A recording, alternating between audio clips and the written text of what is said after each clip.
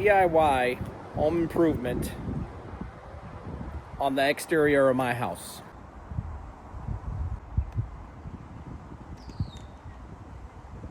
So that section got destroyed by carpenter ants and weather. So the board I need to replace, I'll show you. You can see some of the rot on there. This here was the first board that I took off. You can see some of the damage that those freaking carpenter ants do. Like, they just gnaw away at this stuff. Down there is just moisture damage and rot. You can see the paint peeled off. You can see the rot down here.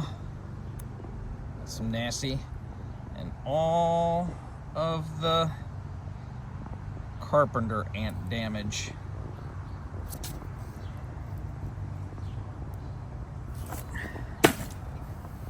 Garbage. But this is truly 2-inch by 6-inch.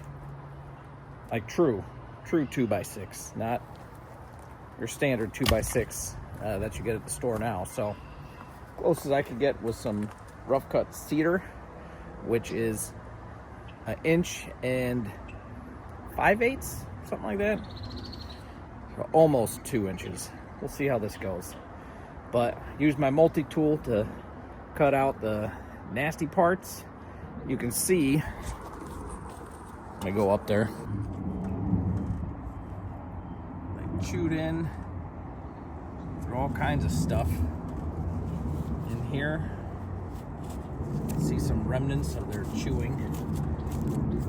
If it's wet and stuff in there, it's because I've been spraying carpenter ant killer, and there was a butt ton of them that came out. So I'm gonna use some great stuff in here. It's still soaking wet, but I'm gonna use some great stuff to fill in some of these empty areas. I know it's not the ideal thing, but it's the best I could come up with. Then I'll cut this out. Well, what I'll do is I'll cut this one.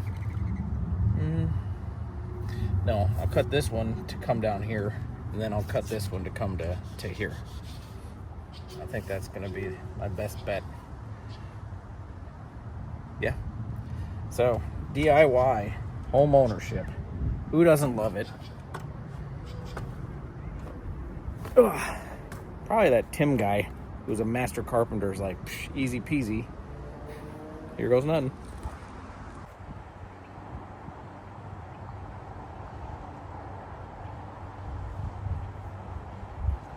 Okay.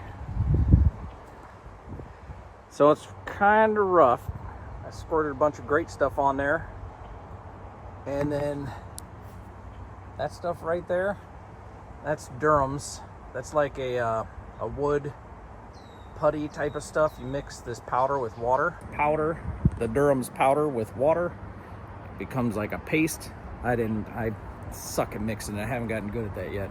But then you can fill in places where there's a little bit of rot and stave off having to replace that whole thing. So the vertical board turned out it was like an 1/8 of an inch too wide, so I had to strip that off. All I have is a circular saw, but I was able to strip off that little bit. Then I cut the other one to size, filled in a few of the gaps with some great stuff. Then I should be able to come back, clean it up, sand it just a little bit, and paint it. Yeah, I'm worried about that gap where I replaced it. But I think if I paint it good enough, that'll hopefully... It's a gap where you can get water in there, so I'm kind of concerned about that thing, and I don't have a solution.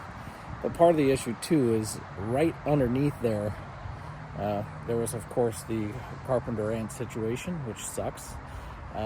There's also the vent for our dry cleaner. So right below that bay window is the dryer vent. So it squirts out steamy, hot air, and it's just a moisture loving situation. So we'll see how this whole situation goes. But DIY Saturday, got some work done. Let's go. Oh, here's another one.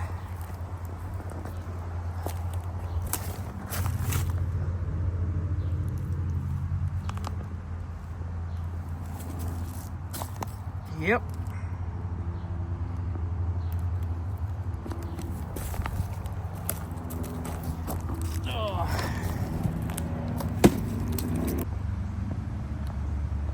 That landscaping lumber. So my last at-home DIY project was fixing a small, tiny little retaining wall. I bought the wood, which by the way, it's called landscaping lumber, and at Home Depot is not in the landscaping lumber. Excuse me. It is not in the lumber section. And the lumber guy was like, I don't know what you're describing. I was like, it's not a 2x4. It's like a 4x4, but it's rounded and flat on two sides. So it's not a pole like a cylinder. He had no clue. So finally went to the garden center and they had hundreds of them. But anyway, I bought two because I'm like, I won't need more than two for sure. Well, I had one that was completely buried. That actually makes sense. So when I pulled that out, it had been rot. Even though these are made to be outdoors, they're landscaping lumber, they're treated. 25 years in ground, still does a number on it. So I pulled it out, I replaced it, the very bottom one with good lumber. Actually, I bought three of them. And it doesn't matter how many I bought. Either way, the very bottom one was replaced, and then I had to chop up the top piece that I intended to replace, but I needed it for backfill on the far side. How long is that gonna last? I don't know, but it's better than it's been because it was collapsing. Also, these stairs, those stairs had been sinking in the mud since I moved in, and I had a defined, not just a step slope to them, but definitive downward slope. So I took those off, filled in a whole section with stone, hammered the heck out of it, put that back on so it had more of a firm base. I probably should have done the landscaping sand and all that kind of stuff, but another one of those DIY get it done kind of spur of the moment. So I'm having fun. I'm doing outdoorsy stuff. This summer of 2025, it's gonna be successful, and I'm teaching my stuff some things. Here we go.